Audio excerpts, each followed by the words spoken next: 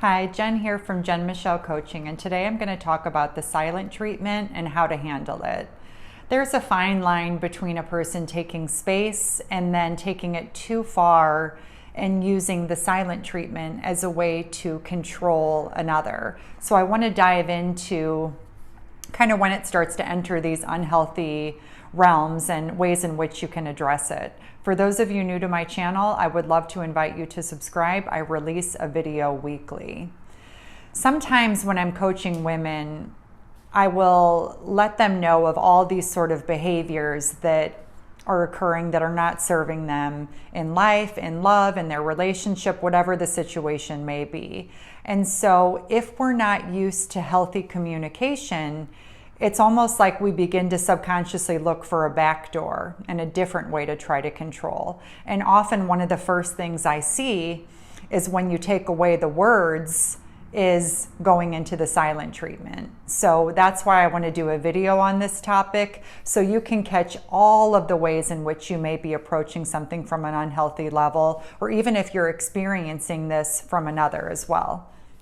Number one, if you are getting the silent treatment or if you are giving it, one of the most healthy things you can do is just call it out. Calling it out within yourself, calling it out within your partner, but really shining a spotlight on it.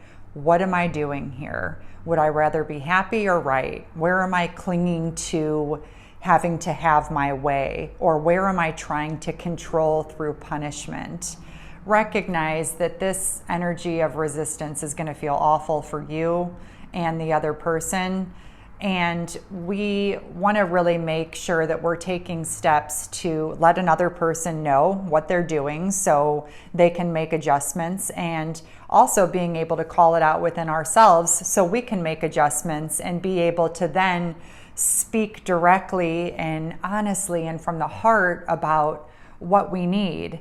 But we have to be willing to open up those doors of communication by calling it out for what it is.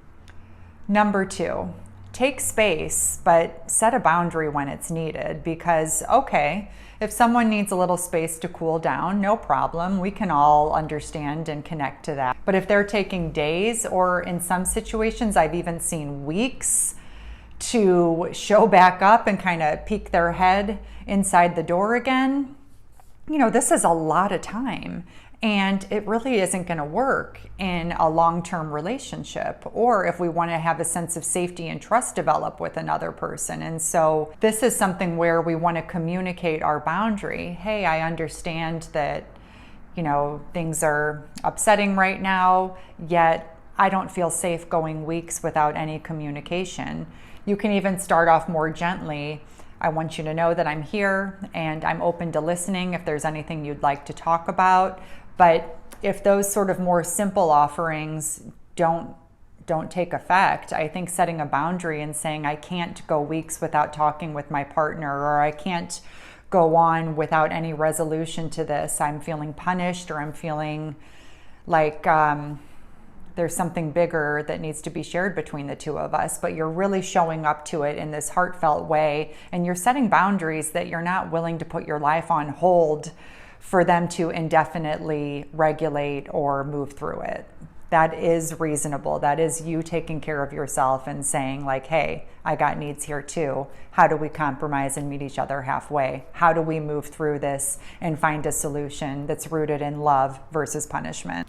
Number three, assess progress around them showing up, because if you have a partner that never felt safe communicating what they needed, or if you're in that position yourself, it's baby steps, right? It's not going to be like one day they're just perfectly communicating what's on their mind from a loving, open-hearted space, but they're slowly taking those baby steps to show up and to do things differently.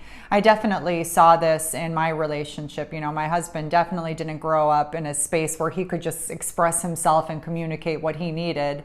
But in our relationship, he really stretched himself. So little by little, I watched him take those steps and show up to me and communicate and speak his truth. And we got better and better at meeting each other halfway. And that was a really hard thing for him because that was never something that was encouraged or welcomed for him. And so we want to have that compassion for our partner and for ourselves if that was our experience on any level, as they do take those little micro steps and they do choose differently, because this is kind of how you redirect the plane over time. It's not going to just happen all at once, but little by little by little, those changes will start to take effect, and it will lead to this really beautiful possibility and offering within your dynamic. So I hope these 3 tips are helpful to you if you're experiencing, or if you have the tendency to go into the silent treatment as a way to try to get your needs met. Please visit my site, jenmichellecoaching.com. I have all kinds of different group and individual offerings there, and I would love to support you in whatever way you're feeling called.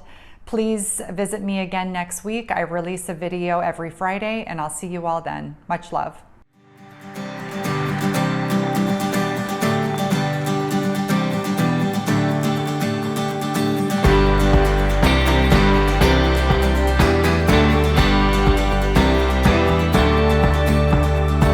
I got this feeling I can't describe.